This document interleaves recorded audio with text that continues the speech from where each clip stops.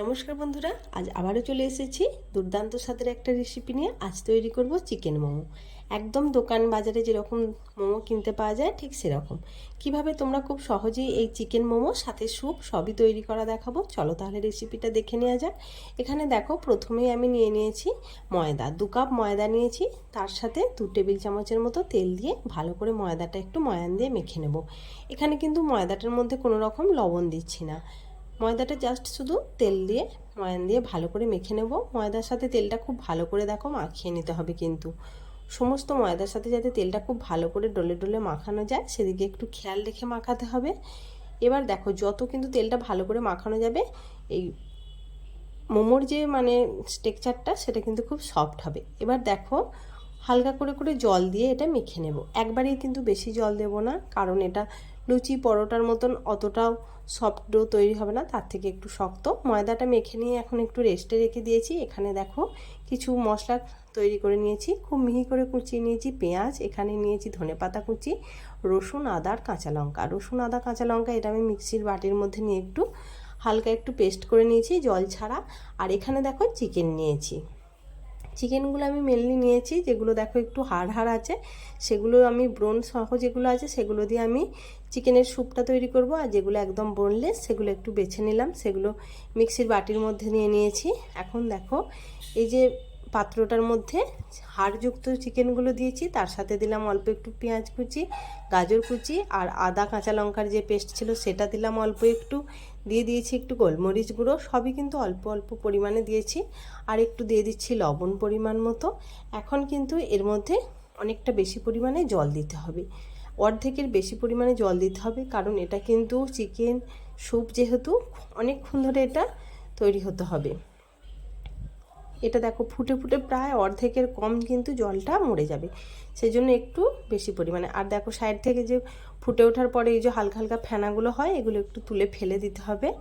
এখন দেখাচ্ছি, দেখো একদম যখন খুব ভালো করে কিন্তু সমস্ত কিছু সিদ্ধ হয়ে যাবে চিকেন বা অন্যান্য সবজিগুলো, তখন 2 চামচ ময়দা বা কর্নফ্লাওয়ার যদি না থাকে হাতের কাছে তোমরা ময়দা দিয়েও করতে পারো, একটু জলে গুলে নিয়ে এটা একটু থিকনেস ব্যাপারটা আসে আর কি, একটু বেশ ক্রিমি ক্রিমি মতো লাগে।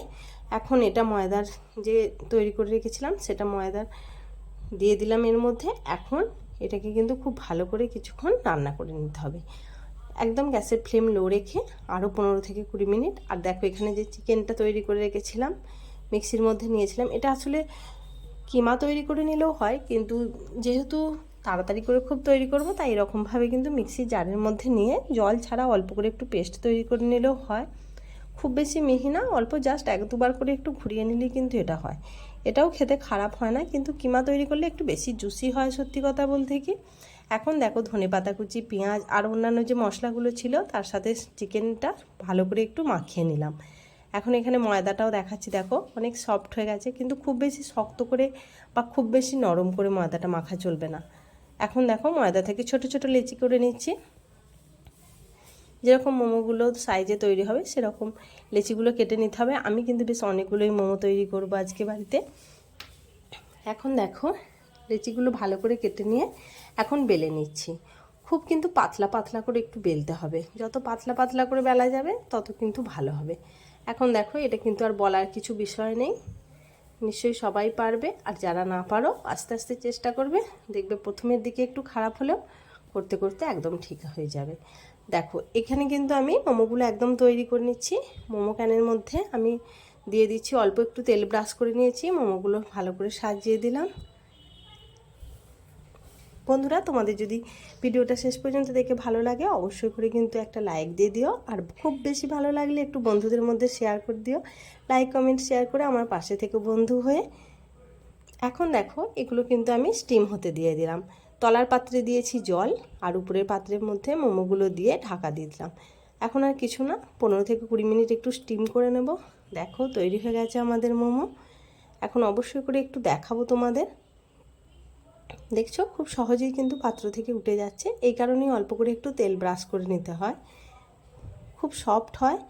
দোকানে যদি এরকমভাবে খাওয়া হয় দেখবে কিন্তু আমাদের অনেকটাই খরচ বেশি পড়ে যায়, কিন্তু বাড়িতে তোমরা এভাবে মোমো তৈরি করে খেয়ে দেখো, যেমন সুন্দর লাগে খেতে তেমনই কিন্তু খরচটা আমাদের অনেক কম হয়।